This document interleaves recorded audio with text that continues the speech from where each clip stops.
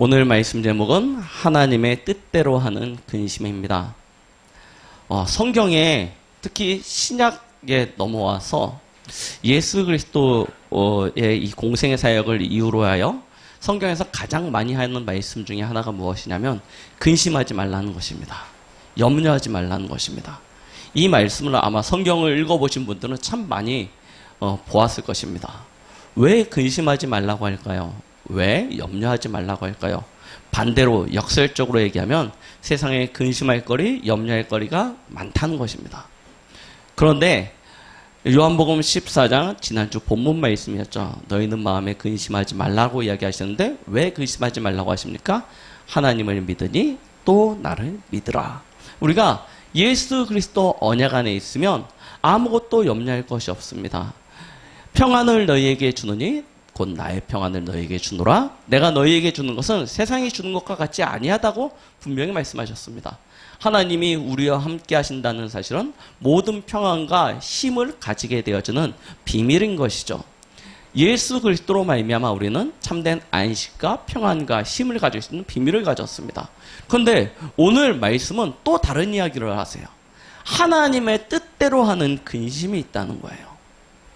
그런데 이 근심은 세상이 하는 근심과는 다르다라고 이야기하고 있습니다. 그러면 우리가 해야 될 진짜 근심, 우리가 해야 될 진짜 고민 무엇일지 말씀을 통해서 함께 확인하시기 바랍니다. 우리가 하나님 앞에서 조금만 진실되게 나 자신을 돌아보고 시대를 바라보면서 언약을 붙잡고 진실된 질문을 하게 되어지면요. 그때부터 우리의 삶은요 변화되어지기 시작합니다. 그때부터 우리의 영적 상태는 바뀌기 시작합니다. 우리가 하나님 앞에서 진실된 근심을 하게 되어진다면 그때부터 우리의 삶은 회복되어지게 되어집니다. 우리가 잘 알고 있는 믿음의 인물 중에 한 위인이 있습니다. 이 사람은요 어렸을 때 아버지와 같이 동네 마을로 나갔다가 그 번화가에서 아프리카 흑인 노예들이 비참한 모습으로 있는 것을 보게 되었습니다. 그리고 아버지한테 질문을 하죠. 아빠, 저 사람들은 왜 저렇게 살아야 돼?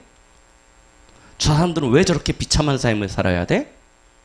라고 아주 간단한 질문을 했습니다. 아이이기 때문에 아이의 시선으로.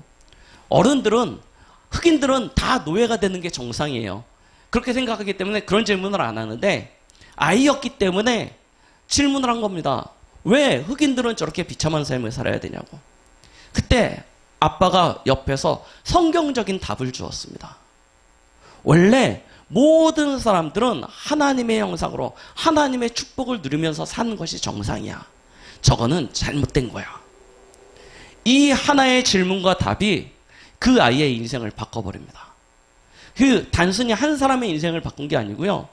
세계를 바꿔버리는 역사들이 일어났습니다. 우리가 조금만 하나님 앞에서 진실된 질문을 하고 조금만 하나님 앞에서 참된 근심을 하게 되어지면 우리의 삶이요 완전히 변화되어질 수 있습니다. 오늘 예배를 통해서 우리는 그런 하나님의 뜻대로 하는 참된 근심을 가지게 되어지는 그런 응답이 시작되어지는 축복이 있길 바랍니다. 자, 오늘 성경에 보니까 두 가지 근심에 대해서 나오죠. 첫 번째는 세상 사람들이 하는 근심이 있습니다. 아마 여기 앉아 계신 대부분의 성도님들도 이 근심을 완전히 떨쳐버리진 못했을 것입니다. 왜냐하면 이것은 우리의 삶이 달려있는 문제이기 때문입니다. 마태복음 6장 23절로 32절에 보면요. 예수님이 말씀하십니다. 너희는 마음에 두 주인을 들지 말라고 하였습니다. 하나는 돈이고 하나는 하나님을 주인으로. 자, 너희 마음에 어떤 주인이 있냐는 것입니다. 그러면서 하시는 얘기가 무엇입니까? 너희는 무엇을 먹을지 무엇을 입을지 염려하지 말라고 하였습니다. 이런 것들은 이방인들을 구하는 것이라고 말씀하시죠.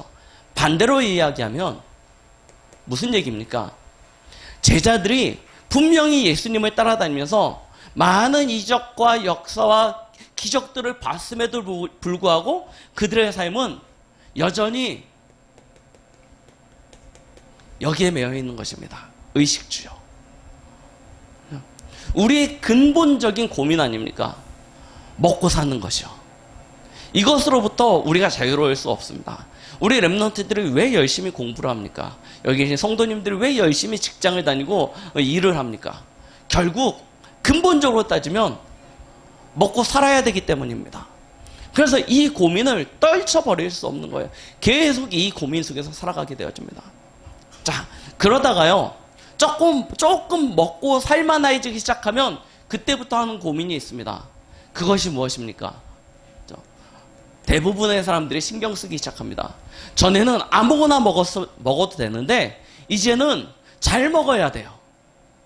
이 고민이 시작되게 되는 것입니다. 건강, 아름다움, 이런 고민들이 시작되면, 옷, 전에는 그냥 있는 옷 꺼내 입고 다녔는데 조금 살만하니까 남들이 보기에 예쁜 옷을 입어야 됩니다. 머리 그냥 하고 다녔으면 그냥 빗고 다니면 되는데 조금 괜찮아지면 이제 어느 미용실 가야 될지 고민하게 되어져요. 그렇죠? 이 고민들이 되기 시작한다니까요. 자, 그럼 이게 여기서 그칩니까? 그렇지 않습니다. 그 다음 고민이 시작됩니다. 이제 이걸 다른 사람들한테 인정받기를 원합니다. 내가 이렇게 하고 다니는 것들을 보여줘서 인정받기를 원합니다. 그러다가 사람들이 조금 이상해하면 진짜 고민에 빠집니다. 이걸 어떻게 바꿔야 되는지. 계속 고민의 연속이라니까요. 그렇죠? 세상 근심은 없어지지가 않습니다. 계속되는 것입니다.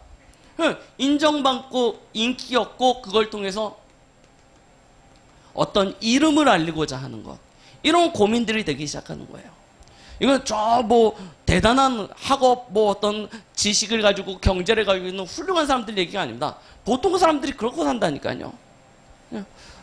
자, 이것이 채워지게 되면 그 다음 이제 고민들이 진짜 나오는 거죠. 그게 무엇입니까? 영광을 얻고자 하는 것입니다. 그걸 보고 성공이라고 이야기하죠. 자, 이 고민이 얼마나 큰지 모릅니다. 그래서 사단이 제일 먼저 통로로 삼는 건 역시 무엇입니까? 저희가 아는 마태복음 4장 1절로 11절. 예수님을 찾아와서조차 사단이 제일 먼저 하는 시험이 무엇이었냐면 돌로 떡을 만들어 먹으라는 것이었습니다. 그렇죠? 의식주요. 예수님이 그 시험에 넘어가지 않으니까 예수님이 성전 꼭대기에 올라가면서, 야, 네가 하나님의 아들이거든. 네가 여기 성전 꼭대기에서 뛰어내리면 천사가 와서 네 발이 땅에 부딪히지 않게 너를 받쳐줄 것이다. 그럼 사람들이 너에 대해서 알 거 아니냐. 아, 과연 하나님의 아들이구나. 알게 될 것 아니냐. 맞죠? 인정받고 명예 얻는, 인기 얻는 것에 딱 시험을 거는 것입니다. 그러고 난 다음에 어디로 되니까? 산 꼭대기로 올라가가지고요, 내게 절하라는 것입니다. 그러면 내가 온 천하를 너에게 주겠다라고 이야기합니다. 사단이 심지어 누구조차도요, 예수님조차도 이걸 가지고 시험한다니까요. 그러니요, 예수님조차도 시험하는 그 사단이 저와 여러분들은 오죽하겠습니까? 이 시험이 없어지지 않는 거예요. 그러다 보니요, 우리는 이 근심 속에서 계속 노력하게 되어지죠. 이것들을 가지려고요. 열심을 내게 되어집니다. 그래서 인맥을 만들고요, 학벌을 가지려고 노력하는 것이고요, 그 다음에 좋은 배경들을 찾아 나서는 것입니다. 왜요? 이러지 않으면 행복하지 않다고 생각하니까요. 사단이 행복의 정의를 이것을 만들어 놨습니다. 잘 먹고 살아야 되고, 아름다워야 되고, 건강해야 되고, 능력 있어야 되고, 성공해야 되고, 이런 인생이 행복한 인생인 것처럼 꾸며놓은 것입니다. 그러니요, 평생 무엇을 위해서 달려가냐? 그걸 가지려고요, 노력합니다. 없어도 되냐? 이런 얘기가 아닙니다. 이게 인생의 전부가 되어진다니까요. 그러니까요, 결국 어떻게 되어집니까? 그 결과는 이 상태를 벗어버리지 못하는 거예요. 수고하고 무거운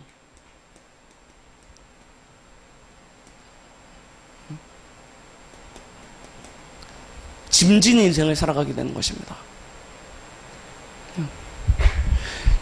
일주일을 열심히 삽니다. 뭐 하려고요? 이거 가지려고요. 올 한 해 2019년 열심히 달려왔습니다. 뭐 하려고요? 이거 가지려고요. 열심히 수고하고 노력하면서 다른 박질하여서 왔습니다. 그런데 진짜 행복하십니까? 우리가 지나온 날들이 진짜 행복하십니까? 오늘 나의 삶이 진짜 참으로 만족하십니까?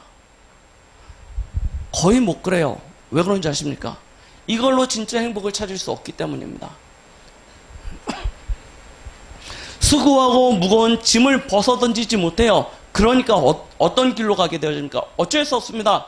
내 힘으로 안 되니 찾아가게 되어집니다. 사도행전 13장, 16장, 19장. 무엇입니까?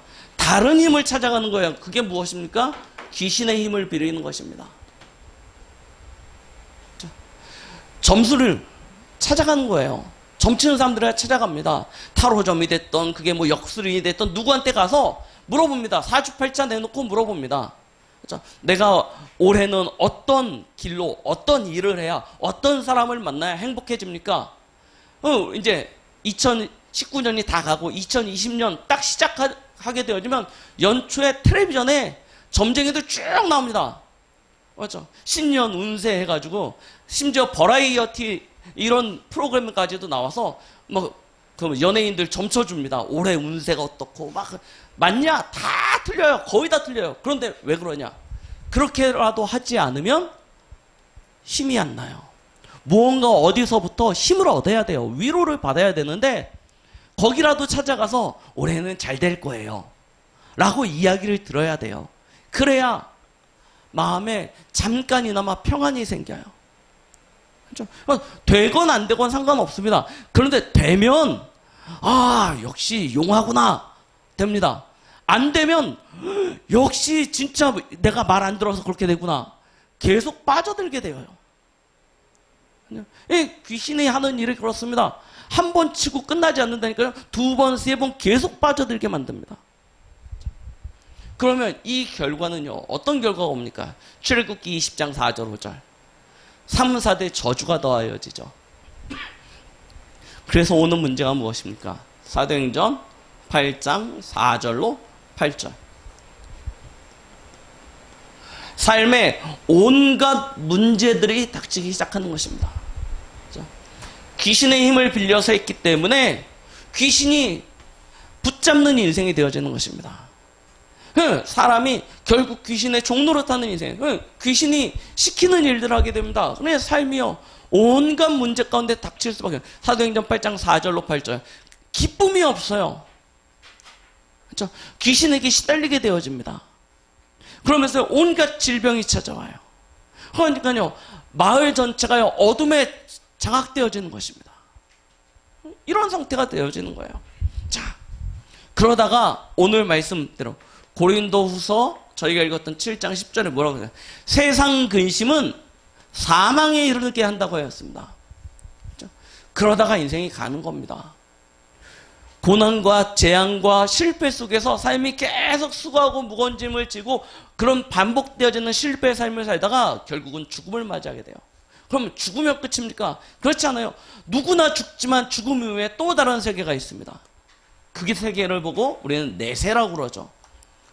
그런데 하나님이 없는 인생을 사니까요. 누가복음 16장 19절로 31절에 결국 어디 갑니까? 지옥 가게 되는 것입니다. 세상의 근심은요. 우리를 힘나게 하지 않습니다. 여러분들이 어떤 고민을 가지고요. 깊은 근심을 해보십시오. 그럼 어떻게 되어집니까? 결국은요. 사람이 이상해지기 시작합니다. 맞죠? 여러분들이 온갖 수단과 방법들을 찾아가지고 노력하다가 한계가 오게 되어지면 그때는요. 모든 것이 싫어집니다. 그래서요. 성공한 사람들이 별거 아니고 보통 우리가 보기에는 그만큼 성공했는데 왜 자살을 해? 이해가 되어지지 않습니다. 그런데요. 끝까지 달려갔는데 이 노력과 열심으로 끝까지 갔는데 어느 날 더 이상 갈 데가 없다고 느껴지면요. 어떻게 되는지 아십니까? 다 귀찮아집니다. 다 포기하고 싶어집니다. 그래서요. 자기 목숨조차도 내놓는 거예요. 그렇죠? 그렇게 성공한 사람들이, 그렇게 대단한 사람들이. 세상 근심이요.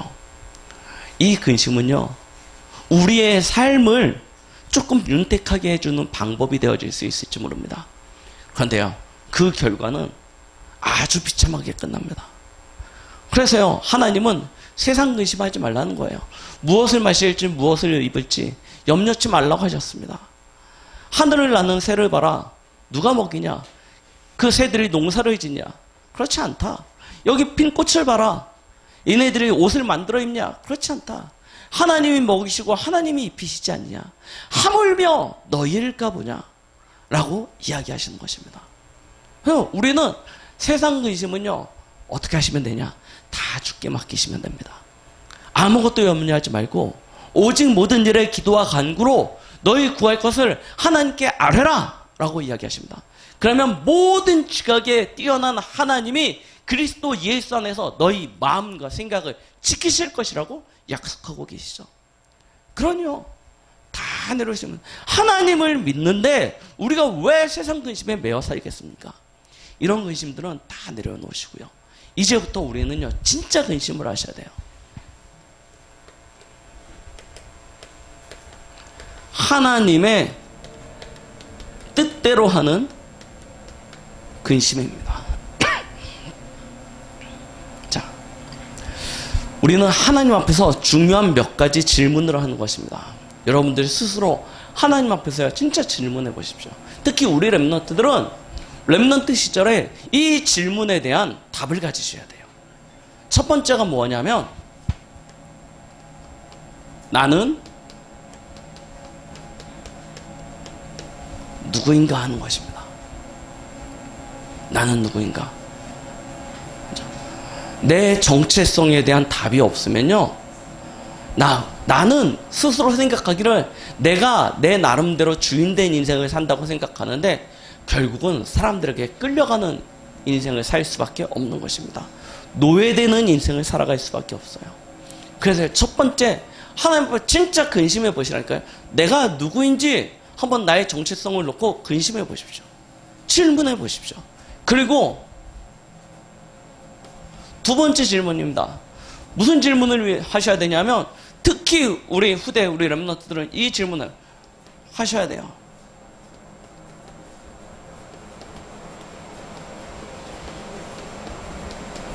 무엇을 위해 살고 있는지 질문해 보십시오. 요즘 젊은 세대는 그냥 산다고 이야기합니다.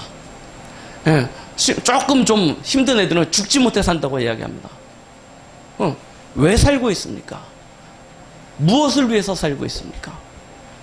인생의 분명한 방향과 이정표가 없으면 그 인생은요, 가치 없는 인생이 되는 것입니다. 그냥 말 그대로 그냥 사는 거지 참된 의미 없는 삶이 되는 것입니다. 우리 인생에 중요한 의미를 찾는 것입니다. 왜 살아야 되는지, 무엇 때문에 살아야 되는지. 자, 여기까지는 또 가지고 있는 사람들이 있어요. 그 다음이요. 그러면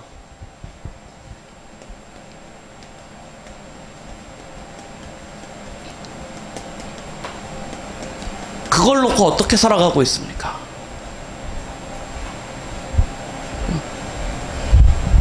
나는 무엇을 위해 사는지 있는데 그걸 놓고 지금 어떻게 살아가고 있습니까? 이 질문을 반드시 하셔야 된다니까요. 마치 하늘에 있는 구름을 잡는 양, 그런 식으로 붙잡으면 안 됩니다. 하나님의 말씀, 언약은요, 정확히 붙잡아야 됩니다. 분명하게 붙잡아야 돼요. 그래서 이 세 가지 질문을 가지고 나를 점검해 보셔야 됩니다. 하나님 앞에서, 말씀 앞에서. 이게 분명한 답이 나와야 내 인생이요, 좌로나 우로나 치우치거나 흔들리지 아니하고 진짜 말씀 앞에 서는 인생으로 갈 수 있습니다. 분명한 질문들을 해보시고 여기에 대한 답을 찾으세요. 그렇죠? 내가 누구입니까? 이게 맞나? 질문해보세요. 나는 과연 하나님의 자녀가 맞는지. 인생은, 사람은 두 종류의 인생이 있습니다. 하나는 하나님의 자녀요, 하나는 마귀 자녀입니다. 그 외에 중립적인 어떤 인생도 없습니다. 왜 그렇습니까?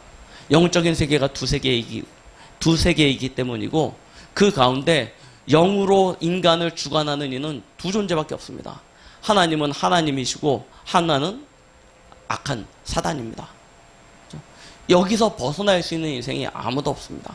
모든 사람은 죄를 범하였으며 하나님의 영광에 이르지 못하고 의인은 없나니 한 사람도 없기에 모든 사람이 사단의 종된 인생을 살아가고 있습니다. 거기서 하나님의 택함을 받아 구원받은 이들만 어떤 축복을 누리게 되어지냐? 하나님의 자녀가 되어지는 축복을 누리게 되어진 것입니다. 그러면 내게 스스로 질문해 보십시오. 나는 하나님의 자녀인가? 이 질문을 하시면서 여기에 대한 답을 찾으셔야 됩니다. 두 번째입니다. 우리가 가져야 될 답이 무엇입니까?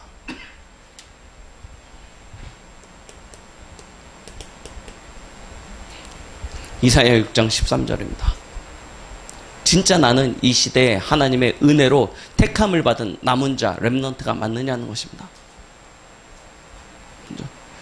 여기에 대한 질문을 해보십시오. 세상에 많은 사람들이 70억의 인구가 살아가고 있고, 오늘도 많은 생명이 태어나고 많은 인생들이 종말을 맞이하고 있습니다. 그런 인생 속에서 하나님께서 나를 택정하여 부르신 하나님의 것이 맞냐는 것입니다. 하나님이 나를 하나님의 사람으로 남은 자로 부르신 것이 맞냐는 것입니다. 이 세상을 살릴 마지막 이 시대의 사명자로 저와 여러분들을 택하신 것이 맞는지 한번 질문해 보셔야 됩니다. 로마서 11장 1절로 6절. 이 악한 시대를 살리시기 위하여 하나님께서 이 시대의 마지막 남은 하나님의 언약 전달자로 저와 여러분들을 삼으셨다는 것에 대한 확신이 있는지. 세 번째입니다. 질문해 보시라니까요. 창세기 12장 1절로 3절입니다.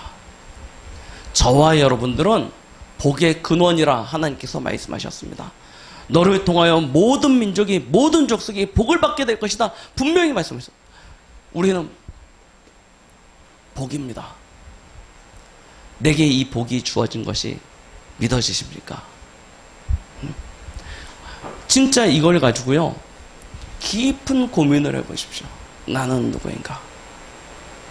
이 답이 나오면 내가 무엇을 위하여 살아야 될지가 보여지기 시작합니다. 전도자 바울은 로마서 9장 3절 말씀에 이렇게 이야기하십니다. 그는 하나님의 택함을 받은 사도로, 전도자로 굉장히 큰 능력과 역사를 누렸던 그런 사람이었습니다. 그런데 그 전도자 바울은 마음속에 한 가지 고민이 있는데, 한 가지 기도 제목이 있는데, 그것이 무엇이냐면 나의 형제 곧 골육의 친척을 위하여 내 자신이 저주를 받아 그리스도에게서 끊어질지라도 원하는 바로다 라고 이야기했습니다. 진짜 바울이 살아가고자 했었던, 무엇을 위하여 살아가는지 빌립보서 3장에 정확히 이야기했습니다. 이전에는 세상 사람들과 같은 삶을 살아왔습니다. 우리의 가문의 배경은 어떻고, 내 시민권은 어떻고, 나는 어떤 학벌을 가졌고, 내가 가지고 있는 자리나 위치나 권세는 어떤 것이고, 이런 것 자랑하면서 살았는데, 예수 그리스도를 만나고 나니 세상에서 자랑했던 그 모든 것들이 다 배설물이다. 이제 나는 그리스도께 잡힌 바 된 그것을 붙잡으려고 간다. 위에서 부르신 그 상을 위하여 간다. 그것이 나의 표대이고 나의 이정표다. 나는 그 길을 가는데 나의 생명을 조금 더 아까운 것으로 여기지 않냐고 달려갈 것이다 라고 고백합니다. 그렇죠? 무엇을 위해서 살아가고 있습니까? 세상 영광을 얻기 위하여 살아갑니까? 아니면 하나님의 영광을 위하여 살아가고 있습니까? 우리가 회복되어진 이 신분을 통해서 하나님께서 우리에게 주신 약속은 로마서 8장 17절에 하나님의 상속자라고 이야기하고 계십니다. 갈라디아서 4장 1절로 7절 말씀에는 유업이을 자라고 또한 말씀하고 계시죠. 그래서 우리가 걸어가야 될 그 길의 이정표와 표대는 사도행전 1장 3절 하나님의 나라의 일, 이것을 위하여 우리는 달려가는 것입니다. 그 일이 무엇입니까? 마태복음 28장 16절로 20절 말씀에 모든 족속으로 제자 삼으라고 이야기하셨습니다. 마가복음 16장 15절로 18절 말씀에 만민에게 이 복음을 전하라고 이야기하고 계십니다. 요한복음 21장 15절로 18절에 내 양을 치고 내 어린 양을 먹이라고 말씀하고 계십니다. 내가 누구인지 정확하게 발견되어지면 내가 무엇을 위하여 살아가야 되는지 방향이 나오게 되어져 있습니다. 자, 그러면 그때부터 보여지는 게 무엇입니까? 그럼 이 하나님이 주신 인생의 방향을 가지고 나는 어떻게 살아야 되느냐는 것입니다. 자주 드리는 말씀입니다. 대부분의 사람들은 어렸을 때 꿈을 가지고 살아갑니다. 그런데 어른이 되면 꿈이 없어져요. 어렸을 때 그 꿈을 어른이 돼서 이룬 사람들은 단 2% 정도밖에 안 된다고 합니다. 나머지 사람들은요, 그 꿈을 이루지 못한 채 그냥 현실에 맞추어서 살아간다고 이야기하죠. 자, 우리에게 주신 신분과 하나님이 우리에게 주신 올바른 방향을 가지고 그럼 나는 어떻게 살고 있습니까? 이거는 말씀일 뿐이고 삶은 내 현실에 맞춰서 살아갑니까? 그러면 결국 이 꿈은 나의 것이 되어지지 않습니다. 지금 우리가 무엇을 위해서 살아가고 있습니까? 내 소원을 이루려고 합니까? 아니면 하나님의 소원을 이루려 합니까? 이 두 가지가 하나가 되어질 때요, 우리에게 진짜 필요한 것이 보여지는데요. 어떻게 살아야 되느냐? 사도행전 1장 8절입니다. 오직 성령의 충만함으로 살아가야 되는 것입니다. 그렇죠? 왜 성령의 충만함으로 살아야 되냐? 증인된 인생을 살아야 되니까요. 그렇죠? 어떻게 사느냐? 그렇죠? 무엇을 하라는 이야기가 아닙니다. 그렇죠? 우리가 가지고 있는 방향을 놓고 지금 내가 나의 이 현장 속에서 증인으로서 어떻게 삶을 살아야 될지라는 것에 대한 올바른 방향부터 설정하는 것입니다. 그렇죠? 우리 남학생들이 어렸을 때 되면 축구선수 되겠다고 하는 친구들이 되게 많아요. 축구선수 되겠습니다 라고 하던 요즘 또 워낙 손흥민부터 시작해서 막 하니까 애들이 다 축구선수 되겠대요. 그래서 축구교실 다니는 애들 많습니다. 그런데요, 진짜 축구선수 되는 친구들은 얼마나 됩니까? 얼마 안 돼요. 제일 많이 축구선수 하다가 그만둔 때가 언제인지 아십니까? 중고등학생 때입니다. 왠지 아십니까? 힘들거든요. 이 선후배 관계 이런 것 때문에요, 경기를 뛰는 것보다 더 힘든 게 뭐냐면 선후배 관계 이런 데서 오는 많은 부담감들입니다. 그래서요, 그때가 되면 포기를 해버려요. 그런 부담감을 이기지 못해서요. 근데 그걸 뚫고 나가야 돼요. 뭘 하든지 마찬가지입니다. 어떤 꿈을 이루려고 하면 그것을 뚫어낼 수 있는 그런 어려움과 위기를 넘어설 수 있는 힘이 있어야 됩니다. 그 힘이 어디서 옵니까?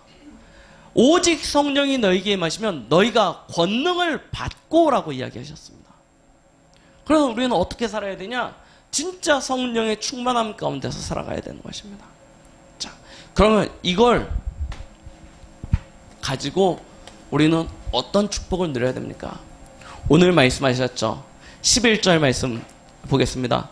보라, 하나님의 뜻대로 하게 된 이 근심이 너로 얼마나 간절하게 하며 얼마나 변증하게 하며 얼마나 분하게 하며 얼마나 두렵게 하며 얼마나 사모하게 하며 얼마나 열심 있게 하며 얼마나 벌하게 하였는가. 무슨 얘기입니까? 하나님의 뜻대로 하는 이 근심 속에서 우리의 진짜가 나온다는 것입니다. 무엇 때문에 기뻐하고, 무엇 때문에 슬퍼하고, 무엇 때문에 분내하고, 무엇 때문에 비참해하고, 무엇 때문에 열심을 냅니까? 이 안에서 나와야 된다는 것입니다. 그렇죠? 이 안에서 나오지 않는 것들은 사실은요, 어디서 세상 근심 속에서 만들어지는 것입니다. 그러면 결국 그 결과는 사망이라니까요. 그렇죠? 우리는 하나님의 뜻대로 근심을 하는 것입니다. 그래서 얘기하십니다. 얼마나라는 건 집중입니다. 오직입니다. 이 속에서 다 나와야 된다는 거예요. 그렇죠? 무슨 축복을 누리시면 됩니까? 진짜 집중하시면 됩니다. 오직하시면 됩니다. 오늘을 최고로 누리는 삶을 사십시오. 왜 그렇습니까? 여기에 우리의 미래가 달려있기 때문입니다. 오늘이 우리 인생 속에서 마지막 날처럼 살아셔야 됩니다. 오늘이 가장 행복한 날, 오늘이 가장 중요한 날, 오늘이 가장 힘없는 날, 이런 날이 되셔야 돼요. 그래야 우리는요, 이 길을 걸어갈 수 있습니다. 항상 우리가 가지고 있는 가장 나쁜 습관이 뭡니까? 다음에 하지 뭐, 내일부터 하지 뭐, 항상 이렇게 미루는 습관이 있거든요. 제가 가지고 있는 제일 안 좋은 버릇이 그건데요. 좀 이따 하지 뭐, 이렇게 계속 미루는데요. 아니요. 오늘을 최고로 만드는 비밀을 가지셔야 돼요. 어떻게 하면 오늘을 최고로 만들 수 있습니까?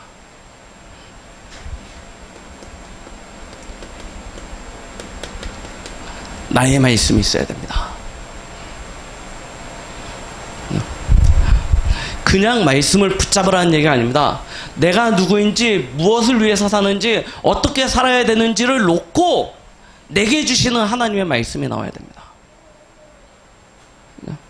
오늘 하나님의 자녀야. 나 세계복음화 할 거야. 그래서 나는 오늘 진짜 이 하나님의 주신 세계복음화를 놓고 성령 충만 받을 거야. 어떻게? 어떻게 받을 거예요? 그게 나와야 된다는 거야. 나의 말씀. 이게 없으면요, 그냥 뜬구름 잡듯이 지나가게 되어집니다. 우리가 진짜 찾아야 되는 것이 있는데 그게 무엇입니까? 나의 기도입니다. 중언부언하는 기도 말고요. 맞죠? 이게 식기도 하듯이 하나님 감사합니다. 이 음식 먹고 튼튼하고 건강하게 해주세요. 예수님 이름으로 기도합니다. 아멘. 이런 기도 말고요. 우리 대부분 식기도 할 때 그렇게 하지 않습니까? 이런 기도 말고 진짜 하나님 앞에서 참된 기도가 찾아져야 돼요. 하나님과 비밀을 나눌 수 있는 그런 기도. 하나님과 참된 소통이 되어지는 그런 기도. 이 두 가지에 나만의 비밀이 있어야 되는 것입니다. 나만의 노하우가 있어야 돼요. 이걸 매일의 삶 속에서 찾아 누리셔야 됩니다. 그래서 안 되시는 분들은 모든 예배에 나오시면 됩니다. 예배 때 하나님의 말씀을 붙잡으세요. 그리고 뭐 하시면 되냐면 예배 때 기도하시면 됩니다.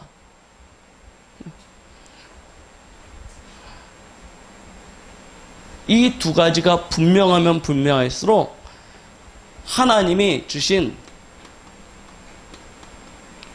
나의 것이 발견되어져요. 그걸 보고 뭐라고 해야 합니까? 달란트라고 얘기합니다. 여기서 놀라운 비밀들이 발견되어집니다. 우리 랩런트들 무엇을 해야 될지, 어디로 가야 될지 아직도 헷갈리십니까? 어떻게 살아야 될지 모르겠습니까? 내게 주신 하나님의 말씀을 찾으세요. 그리고 그 말씀을 붙잡고 진짜 하나님 앞에서 간절한 진실된 기도를 해보세요. 하나님이 보여주시도록. 소아시아로 가고자 했던 바울팀이 소아시아로 가려고 하는데 계속 문이 닫혀요. 아시아로 나가려고 하는데 그때 바울팀이 뭐 했습니까? 말씀 붙잡고 기도했습니다. 그랬더니 하나님이 그날 밤에 바울에게 마게도냐 사람에 대한 환상을 보여주시죠. 이리로 와서 우리를 도우라는. 그것이 하나님의 음성이지 알고 마게도냐로 턴을 해서 들어가게 되어집니다. 그랬더니 마게도냐 지경 첫성 빌립보에 누가 있습니까? 루디아가 있었습니다. 그 다음 간 곳이 데살로니가였는데 거기에 야손이 있었습니다. 그 다음에 간 곳이 고린도였는데 거기에 누가 있습니까? 브리스가 부부가 있었습니다. 그들을 통해서 아볼로를 만나게 되어집니다. 중요한 제자들의 문들이 거기에 다 있었던 거예요. 뭐가 중요한 것이냐면 오늘을 최고로 누릴 수 있는 방법이 있어야 됩니다. 문이 닫혔다, 힘들다, 어렵다 다 마찬가지입니다. 그래서 다 어렵습니다. 지금 이렇게 동네에 지금 내려가셔서 가게들마다 가서 물어보세요. 좀 장사 잘 되십니까? 괜찮으십니까? 다 뭐라고 하는지 아십니까? 힘듭니다. 어렵습니다. 역대 이렇게 힘든 적이 없습니다. 다 그렇게 얘기해요. 그런데요, 신기하죠? 되는 가게들은요, 역대 최고로 잘 돼요. 되는 가게들은요. 왜 그렇습니까? 뭔가 비밀이 있는 거예요. 여기 있는 우리 성도님들이 이 비밀을 가지셔야 돼요. 나의 말씀과 나의 기도 속에서요. 진짜 하나님이 내게만 주시는 오직 유일 재창조의 비밀을 찾으시면 됩니다. 그걸 찾아내시면 진짜 도전을 할 수 있어요. 미래에 대한 도전을 하실 수 있게 되어집니다.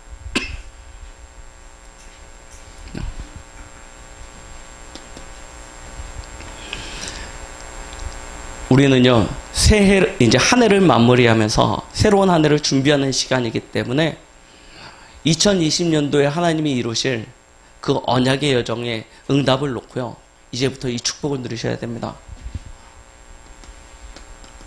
그동안 잘 해오셨지만 내년도에는 진짜 이 축복을 누리세요. 영적인 도전이요.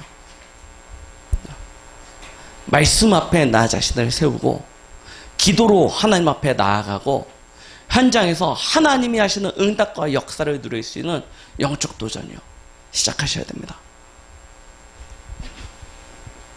그리고 무엇을 준비하셔야 되냐면요, 이 영적인 도전 속에서 현장 속에서 하나님이 하시는 응답 중에 응답인 전도에 도전하시는 것입니다. 그리고요, 진짜 여러분들이 축복을 받아야 되기 때문에, 하나님의 응답을 진짜 누려야 되기 때문에 헌금 도전하시는 것입니다. 하나님이 하나님의 자녀들에게 어떻게 복 주시는지 확인하시는 것입니다. 그래서요, 저기 보면 주정 헌금부터 해가지고 뭐 11조, 감사헌금부터 헌금 봉투가 쫙 있습니다. 왜 이렇게 많은 헌금 봉투가 있냐? 우리의 인생의 주인 되신 하나님께서 우리 인생을 복 주신다는 걸 우리는 확인해야 됩니다. 그걸 어떻게 확인합니까? 그렇죠? 우리 헌금 보통 어떻게 하십니까? 우리 대부분 헌금을 어떻게 하시냐면 그냥 지갑에서 이렇게 쫙 받는데 제일 부담 안 되는 금액으로 헌금합니다. 맞죠? 지갑 열어서 봤을 때 제일 부담 안 되는 금액으로 해요. 그래서 우리 랩런트들은 주로 이게 파란 돈 쪽에서 이렇게 헌금을 해결하고요. 우리 어른들은 이렇게 약간 단풍잎 색깔 나는 거나 혹은 배춧잎 색깔 나는 것 중에서 한 장 정도를 꺼내서 헌금을 합니다. 그런데요, 그 헌금의 수준이 어느 때 수준이냐면 제가 어렸을 때도 그렇게 했어요. 제가 어렸을 때도요. 그죠? 진짜 하나님 앞에 복 받을 이유, 하나님이 우리를 축복하실 이유가 아무것도 없다니까요. 그래서 우리는 그걸 확인하는 거예요. 그래서 뭐냐면 봉투를 만들어 놓고 쓰게 만들어 놨습니다. 기입을 해서 내가 올해는 한 달에 11조, 감사헌금, 뭐 건축헌금, 선교헌금은 이 정도 아예 작정을 하는 겁니다. 주정헌금은 이 정도 작정을 매주 하나님 앞에 작정을 하는 겁니다. 그래서 뭐 하냐면 하나님이 1년을 지나고 나서 하나님이 그것을 어떻게 채우시는지를 확인하는 거예요. 그래야 우리는 우리의 신앙이 자라나지 않겠습니까?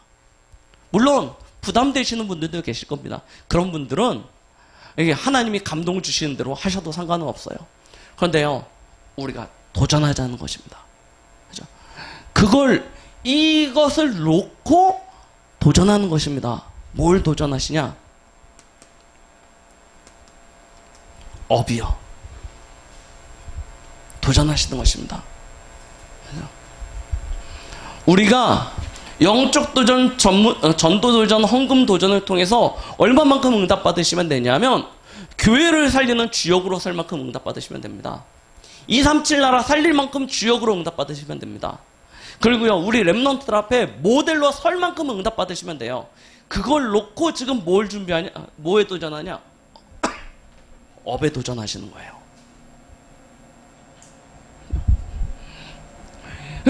굉장히 사실적인 도전이 되어야 됩니다. 내가 이렇게 하다 보면 하나님께서 어떻게 그냥 이렇게 해주셔서 이렇게 가겠지, 이거 말고요. 우리에게 주신 하나님의 언약과 비전을 가지고요, 굉장히 큰 꿈을 가지시는 것입니다. 그런데 현실은 굉장히 냉철하잖아요. 차갑잖아요. 그래서 우리의 생각은요, 굉장히 냉철해야 됩니다. 막연해서는요, 절대 안 돼요. 하나님이 그냥 어떻게 하셔서 나를 세계복음화의 주역 만들어주시, 이렇게 생각해서는 절대 안 됩니다. 도전하셔야 된다니까요. 아주 구체적인 내 인생의 미래를 놓고 도전하시는 거예요. 대신에 우리의 가슴은요, 굉장히 뜨거워야 됩니다. 열정 있게 움직여야 됩니다. 대부분의 사람들은 머리는 막 복잡하게 들어가고 가슴은요, 냉랭합니다. 그런 삶을 살아서는 안 돼요. 특히 우리 렘넌트들은 그렇게 돼서 안 됩니다. 진짜 하나님이신 언약 안에서 비전과 꿈은요, 굉장히 크게 가지십시오. 그러나 현실은 아주 냉철하게 보셔야 됩니다. 어떻게 하면 이거 없어요. 그래서 우리는 최고를 놓고 어떤 길로 갑니까? 최선의 길로 가는 것입니다. 그래서 우리가요, 2020년도는 하나님이 주신 진짜 오직 주일 재창조의 영원한 응답들을 누리셔야 됩니다. 잘 붙잡으세요. 나는 누구인가? 복음입니다. 맞죠? 내가 무엇을 위해 살아가야 되는가? 비전입니다. 어떻게 살아야 되는가? 드림입니다. 그렇죠? 그러면 오늘에 성공하는 것이 무엇입니까? 이미지를 만들어가는 것입니다. 그러면 미래를 놓고요, 우리는 작품을 남기는 것이죠. 예, 지난 여름에 우리에게 주셨던 1년 동안 주셨던 메시지 아닙니까? 우리 렘넌트들이 이 축복을요, 사실로 만드셔야 돼요. 그래서 이걸 놓고 하나님 앞에서 진짜 근심하자는 것입니다. 고민하자는 것입니다.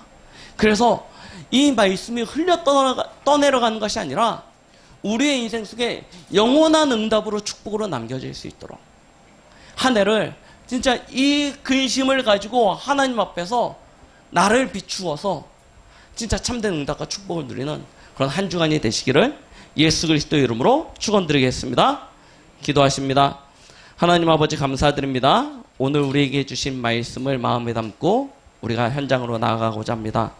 하나님의 뜻대로 하는 참된 근심 속에서 오직 주일 재창조의 영원한 응답을 누릴 수 있도록 인도하여 주시옵소서. 예수 그리스도의 이름으로 기도드렸습니다. 아멘.